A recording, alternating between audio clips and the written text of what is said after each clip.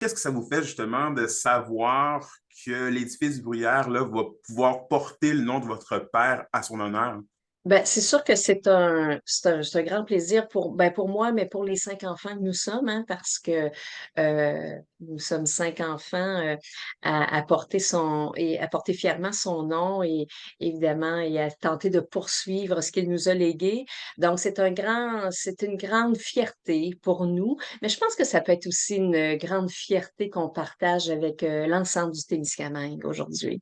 C'était quelqu'un aussi qui savait très bien s'entourer. Donc, il était bien entouré, mon père, au fil des années, mais c'était lui qui avait le courage. C'était lui qui démarrait les projets.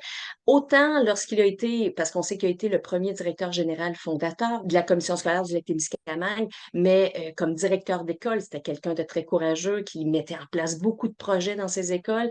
C'est lui aussi qui a été le premier directeur fondateur du service d'éducation des adultes. Vous imaginez, dans les années 60, il n'y avait aucun service d'éducation des adultes.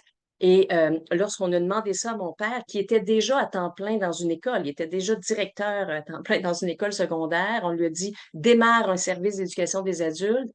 Et en moins d'un an, il y avait plus de 1 000 élèves au sein de l'éducation des adultes qui travaillaient à terminer leur 5e secondaire à ce moment-là.